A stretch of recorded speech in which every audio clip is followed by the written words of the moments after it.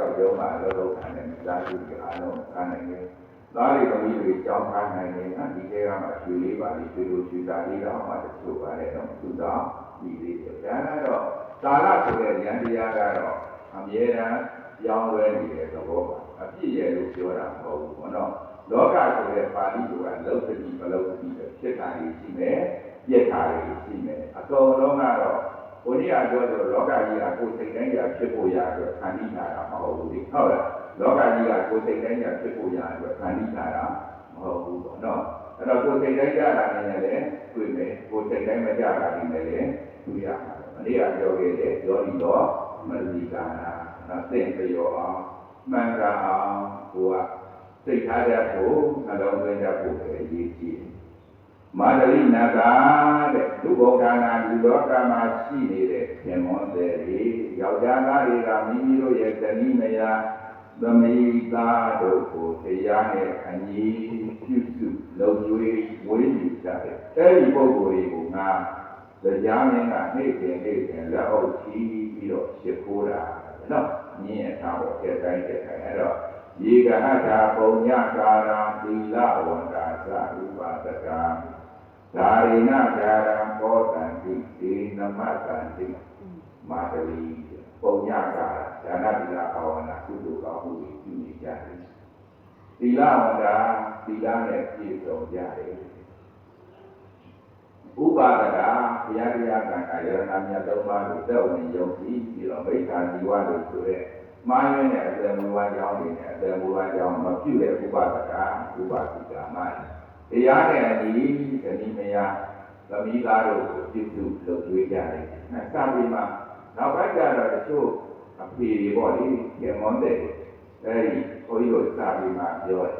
။ရှင်းရဲသွားကြတယ်ဆိုတာတချို့ရှင်းရဲသွားကြတယ်ဆိုတာလုံသုံးကြောင့်အရိုက်ခံရလို့ဖြစ်သွားတယ်နော်။လုံသုံးကြောင့်အရိုက်ခံရလို့တို့ဆိုတာဘုန်းကြီးတို့ဓာရင်းနဲ့တို့ပဲရိုက်တဲ့တို့ပေါ့ဗျာ။နောက်တိုင်းနဲ့ရိုက်တဲ့တို့တို့ကတို့ပြုခြင်းတော့အဋ္ဌိဒုက္ခမျိုးသမီးလိုက်စားတယ်။သူရာဒုက္ခသေရဲ့ဝိရဇေဝလိုက်စားတယ်။အခဒုက္ခလောင်းတဲ့ကလိုက်စားတယ်။အဲဒီဒုသုံးကြောင့်အရိုက်ခံရတယ်လေဒီကားစုတွေဟာသင်ရတတ်တယ်နော်ကိုယ်တို့ရဲ့ဘုန်းကြီးတို့ online လောက်ပဲကားတွေတော့မှရှိတာမိမိစိတ်ကိုနိုင်အောင်သိတဲ့မှာအလုံးအစင်ပြေနိုင်တဲ့ဖြစ်အဲဒါဒုသုံးကြောင့်အရိုက်ခံရတယ်လေဖြစ်တတ်တော့သင်ရသွားတဲ့အိဋ္ဌိဒုက္ခအိဋ္ဌိဒုက္ခဆိုတော့မျိုးသမီးလိုက်သားတယ်တချို့ကြတော့လည်းဒီလိုခေါ်တော့မျိုးသမီးတွေတော့ကိုကြတော့ကိုလိုရတာလေမင်းသားတွေရမ်းစုချပဲအကြည့်ရဆိုအောင်ပဲ line ပေါ်မှာပါလဲတော့အတော့စုချရတယ်မင်းသားလေးတွေတွေ့ရတယ်နောက်တစ်ခါကျတော့အခါဒုက္ခလောဘကဝါဒနာပါလေဒီ online ဆောင်းတဲ့ခိုင်းကပေါ်လာတယ်နောက်သူရာဒုက္ခသေရဲ့မွေးစီမှုရည်စီတွေအလုံးပေါ်လာရှောင်းနိုင်မှာနော်ဒီဝါရတဲ့တဲ့ဘောအဲ့ဒီလိုတွေကိုစခိုးတယ်သူတို့ရင်းကတော့ညာမင်းကလူကြီးကိုကြောက်ကြတဲ့ပြစ်ထားတဲ့ဘောရှိမှုတွေလိုပတ်တဲ့ဟုတ်လားလူကြီးကိုအမြဲယူလိုက်တယ်အဲ့တော့ဘယ်လိုမြန်မာတွေကလည်းအခါလေးကြတော့ဒုက္ခရောက်လာတဲ့အခါမိမိရဲ့ကာယဆွမ်းအားဉာဏဆွမ်းအားဥစ္စာဆွမ်းအားနဲ့မနိုင်တဲ့အခါမှာဘုရားမှာပါဘုရားမှာဒီလိုလုပ်ရတာဆိုတော့ဘုရားမှာပါတဲ့တော့ဘုရားမှာဒီဒေသနာတော်ကိုဘုရားမြတ်စွာကိုတော်ရဲ့ဖြစ်ရင်ကိုအကြောင်းပြုပြီးတော့ပြန်ဟောတာဘုရားမြတ်စွာကိုသံဃာတွေကပြောတယ်ဩဘုရားမြတ်စွာဘုရားရဲ့လို့ပြုပြီးပဲလိုချင်တဲ့သဗ္ဗညုကဉာဏ်ကြီးကိုလည်းရပြီးလေ့ကျင့်နေတဲ့ကဘာပင်ပါရမီတွေဖြည့်ပြီးတော့ညှော်မှန်းတဲ့ဘုရားအဖြစ်ရောက်ပြီးတယ်သက်တော်သက်တာအေးချမ်းချမ်းပေါ်ပေါ်ပါပါနေပါတော့လားသက်တော်သက်တာအေးချမ်းချမ်းပေါ်ပေါ်ပါပါမနေပဲနဲ့လောကသားတွေရဲ့အကျိုးစီးပွားအလုံးကနေနေညညချိန်တိုင်းတရားဟောနေတာတရားဟောတယ်ကိုယ်ရဲ့ဒီရဝိပါရဲ့အရာတွေကိုလည်းဒေသသားတွေခရီးကြွပြီးတော့လူသားတွေရဲ့အကျိုးစီးပွားအတွက်ဆောင်ရွက်နေတယ်ပေါ့လောကပိတာလို့ခေါ်တာပေါ့လူသားတို့ရဲ့အကျိုးစီးပွားအတွက်ဆောင်ရွက်နေပြန်မှန်းလိုက်တာလို့ပြောကြပြန်မှန်းလိုက်တာဟုတ်တာပေါ့ဘုရားမြတ်စွာ45ဝါကာလပတ်လုံးနောက်တော့မဟာသတိရဲ့တရား48ခုနဲ့ပြိဋိဘံဆံရမယ်ညောင်ကောင်းလျှောက်ဤတိုင်မှာ ဝိနည်းတတ္တဝါတို့ရဲ့အကျိုးစီးပွားအလုံးဟာတရားတွေပေါ်တရားတွေပြပြီးတော့ခန္ဓာဘဝ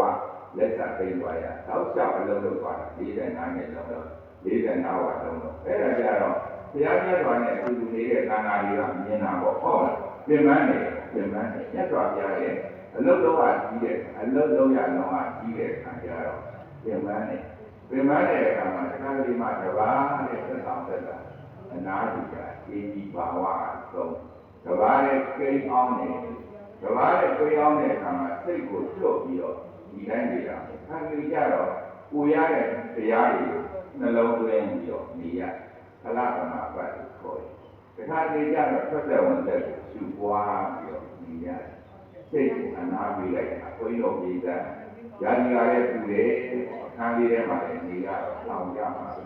အဲ့ဒီကမျိုးမှာတရားကိုင်ပြီးတော့ကိုယ်ကန်းကိုရောက်တဲ့အခါသက်တော်သက်တာလေးလဲဖက်လက်ကလေးလမ်းပြီးတော့ဒီတိုင်းလေးစိတ်ကိုစောင့်တာထွက်တဲ့ဝင်တဲ့နော်ရှုသွဲလိုက်ဆိုင်ဆိုလည်းအဲ့ဒီထွက်တဲ့ဝင်တဲ့ကလေးကိုတတိလေးကရှုပွားနေပြင်မနာရီမောပန်းနာရီသက်တာရဘယ်လိုပဲဘုန်းကြီးတို့အနာဂတ်ခံရစိတ်ကပန်းတဲ့အခါ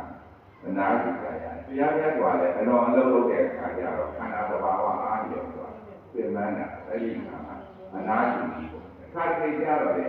နောက်ကျခံရတာများတဲ့အခါကျတော့ညကြတော့ဘုရားမြတ်ဆိုကြောနာပြီခါနာကြောနာအဲ့ဒီခါမှာပါလို့ရတယ်ဘုန်းကြီးတို့ဖြစ်လို့ဒီကျမ်းမာရေးနဲ့ညီညွတ်တဲ့သုခါတို့မွေးရဆိုတာမရှိတဲ့အခါကျတော့နှစ်ထပ်သင်္ကန်းကြီးကိုနှစ်ခေါက်ခေါက်လိုက်ရနှစ်ထပ်သင်္ကန်းကြီးကိုနှစ်ခေါက်ခေါက်လိုက်တော့ဘယ်နှခါဖြစ်သွား၄ရအဲ့ဒီပုံမှာပက်လက်နော်ပက်လက်ခံပြီးတော့နာနာနေအနာကြီးရနော်တရားကျက်ပါတဲ့ခန္ဓာသဘာဝခန္ဓာရတာတဲ့အတွက်ကြောင့်ကာယကဒုက္ခလို့ဆိုတဲ့ခန္ဓာနဲ့ပတ်သက်တဲ့ဒုက္ခရှိကိုပါလေရှိတယ်တရားမြတ်စွာဘုလို့အဆုံးအပိုင်းကြမရှိတော့အနန္တကိုကြံစီလို့မရနိုင်တော့အသိဉာဏ်ဘုံလေးနဲ့ပြည့်စုံနေပြီမယ်လို့ကာယလို့ဆိုတဲ့ခန္ဓာအတ္တဘောလို့ဆိုတဲ့ခန္ဓာရတာတဲ့အတွက်ကြောင့်အတ္တဘာဝဒုက္ခကာယကဒုက္ခယုံနာနော်အဲ့တော့တရားမြတ်စွာစိတ်အပန်းကြည့်တဲ့အခါမှာအနာယူကြီးကတော့ရတာတဲ့တရားလေးကိုပြန်ပြီးတော့နှလုံးသွင်းတဲ့ဖလားပမာပတ်လို့ခေါ်ပါတယ်ဒီခါနေကြတော့လည်းထွက်တဲ့ဝင်တဲ့နှလုံးသွင်းစိတ်ကိုအနာဟတမထားဘူးလို့သံဃာကနေတရားတယ်ခန္ဓာရဲ့ဖြစ်နေတာလေးကိုတတိလေးကပ်ပြီးတော့အမြဲတမ်းချုပ်မှတ်ပြီးတော့နေတယ်ပေါ့နော်ဒါလေးတွေလည်းသာပြီးမှတွေ့ရဘုန်းကြီးတို့ကအနာပါဆင်းတယ်ပေါ့ဒီလိုဖြစ်တော့မျိုးသမီးတွေပေါ့နော်သိနေခြေရတာတွေဝတ်တယ်သူကဒီအဝါစာအခြေရတာအနာပါပေါ့သူကသိတာမျိုးလိုက်တာအမှန်ကတော့ဒီကအဲ့ဒီလိုသိနေနေလို့သူကျန်တဲ့အချိန်ဒီမှာလေကိုယ်ခန္ဓာရဲ့ဖြစ်ပေါ်နေပုံလေးတွေကိုအကတ်ထားလိုက်တော့တတိလေးကထားပြီးတော့သိနေပြီးပြီးဒီခိုင်ရင်စားရင်တောင်းရင်ဝေရင်ခြေသားရင်နဲ့ပုံမှာဝိပဿနာဘာဝနာဖြစ်ဒီသဘောအဲ့တော့ဘုရားမြတ်စွာအလုံးပြမန်းနေပေါ့ဒီက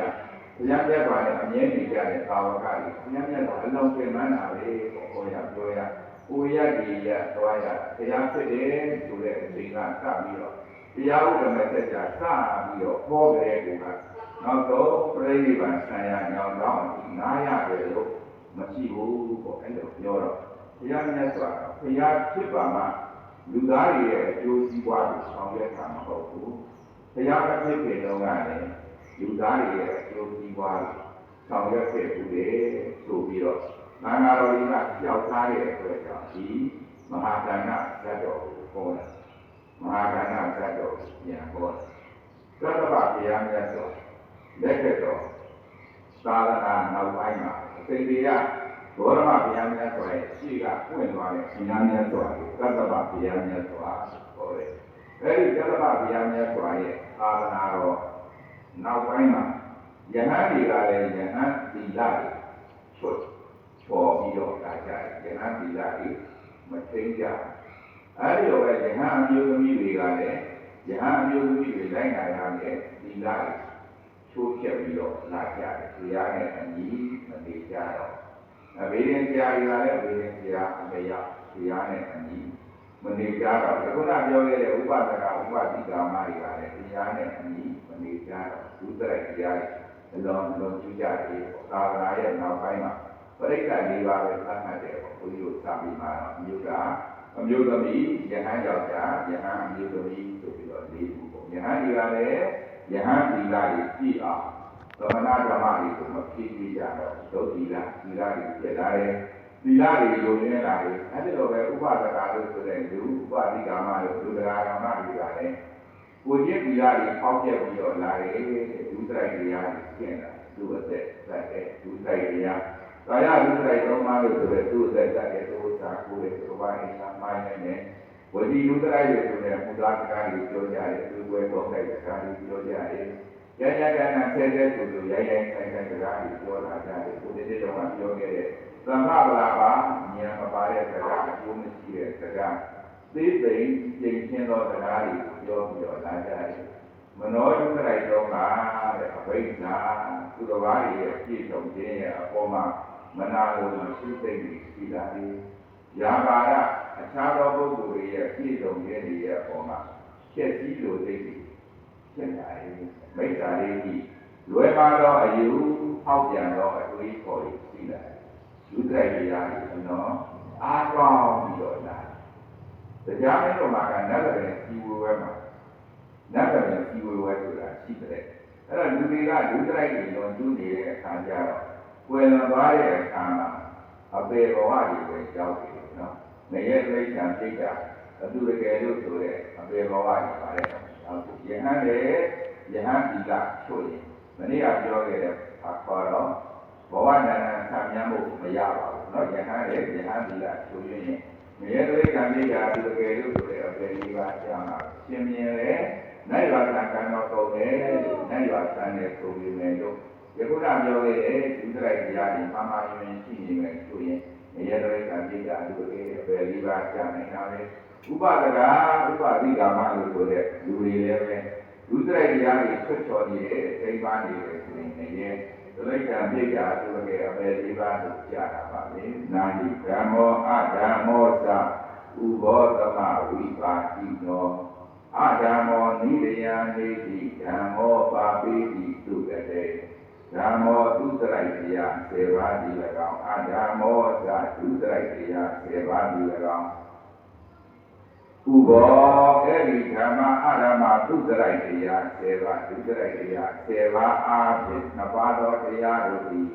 သမဝိပါတိနောတူညာသောအကျိုးပေးချီကုန်သည်နာဟောတိပေသောအခါမှမဖြစ်နိုင်သောဟိတ္တံထိုစကားမှန်၏အဓမ္မောကာယဒုစရိုက်3ပါးဝတိဒုစရိုက်4ပါးမနောဒုစရိုက်3ပါးလို့ဆိုတဲ့ဒုစရိုက်တရား7ပါးအကုသိုလ်တရားသည်နိရယံငရဲတို့နေ၏မရောက်ရအောင်ပို့ဆောင်၍ပြီးတတ်ပြီးနိရယံငရဲကိုမှလေးရသောအပေတို့နေ၏မရောက်ရအောင်ပို့ဆောင်ပြီးနိုင်၏ဓမ္မောကာယသုစရိုက်3ပါးဝစီသုစရိုက်4ပါးမနောသုစရိုက်3ပါးလို့ဆိုတဲ့သုစရိုက်10ပါးကုသိုလ်တရားသည်သုကတေအာယုံကောင်းတွေနဲ့ပေါင်းစုံရတဲ့ချမ်းသာတဲ့ဘဝဂတိတို့ပါပေသည်ရောက်စီတတ်၏ဤသို့သက္ကာနလူတို့ရဲ့ဆရာဘုရားမြတ်စွာဘုရားဒီရေဒီကရုဏာရှိတာမေတ္တာအားဖြင့်သင်္ချာမလို့ဘောကြတော်မူခဲ့ပါ၏တကားအာသုသာ